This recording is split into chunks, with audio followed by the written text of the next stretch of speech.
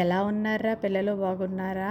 నేను చెప్పే కథలు కనుక మీకు నచ్చినట్లయితే ప్లీజ్ లైక్ చేయండి. సరే, ఇక కథలోకి వెళ్ళిపోదాం. ఇవాళ నేను మీకు చెప్పబోయే కథ ఎలుగుబంటి కృతజ్ఞత. అనగనగా రామాపురం అనే గ్రామంలో వెంకన్న అనే రైతు ఉండేవాడు. వెంకయ్య వ్యవసాయం చేసుకుంటూ తన జీవితాన్ని గడిపేవాడు. ఒకరోజు వెంకయ్య పొరుగురికి పని మీద వెళ్ళాడు. తన పనులన్నీ ముగించుకొని తిరిగి వస్తూ ఉండగా అతనికి దారి మధ్యలో ఒక ఎలుగుబంటి కనిపించింది. ఆ ఎలుగుబంటి ఒంటి నిండా గాయాలతో చెట్టు క్రింద కూర్చొని అమ్మో బాబో అంటూ మూలుగుతూ బాధపడుతుంది. వెంకయ్య ముందు ఎలుగుబంటిని చూసి భయపడ్డాడు. తరువాత దాని బాధను చూసి వైద్యుడి దగ్గరకు తీసుకువెళ్ళాడు. వెంకయ్య వైద్యం చేయించాక ఎలుగుబంటిని జాగ్రత్తగా ఇంటికి తీసుకొని వెళ్ళాడు.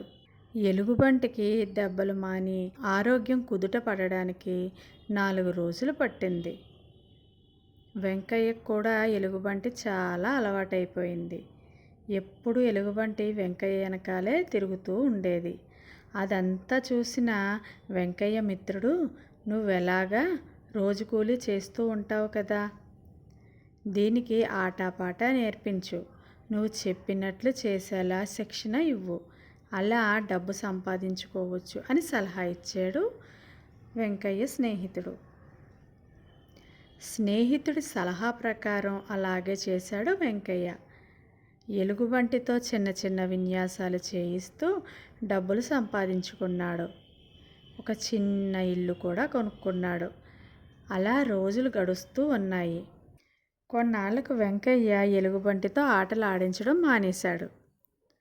తన దగ్గర ఉన్న డబ్బులతో ఒక కొట్టు పెట్టుకొని సరుకులు అమ్మడం ప్రారంభించాడు. ఎలుగుబంటిని కూడా చాలా జాగ్రత్తగా చూసుకునేవాడు. ఒకరోజు ఉదయం లేచి చూసేసరికి ఎలుగుబంటి కనిపించలేదు. ఎంత వెతికినా ప్రయోజనం లేకపోయింది. దాంతో స్నేహితుడిని కలిసి విషయం చెప్పాడు వెంకయ్య. నువ్వు కొట్టు పెట్టుకున్నావు కదా, ఇక దాని అవసరం నీకు లేదు అని తెలిసి అది ఎక్కడి నుంచి వెళ్ళిపోయి ఉంటుంది. దాని ప్రాణాలు నువ్వు కాపాడావు కాబట్టి ఎంతకాలం ఆ కృతజ్ఞతతో నీకు బ్రతుకు తెరువునిచ్చింది. వన్యజీవులకు స్వేచ్ఛ కన్నా మించిందేముంటుంది అన్నాడు వెంకయ్య స్నేహితుడు. ఇంతకాలం ఎలుగుబంటి వెంకయ్యకు చేసిన ఆర్థిక సహాయానికి వెంకయ్య మనసులో కృతజ్ఞతలు చెప్పుకుంటూ బాధతో అక్కడి నుంచి వెళ్ళిపోయాడు. ఇక ఎలుగుబంటి కూడా అడవిలో తన స్నేహితుల వద్దకు వెళ్ళి హాయిగా జీవితాన్ని గడిపింది. అదర్రా పిల్లలు, ఈ కథ కనుక మీకు నచ్చినట్లయితే ప్లీజ్ లైక్ చేయండి.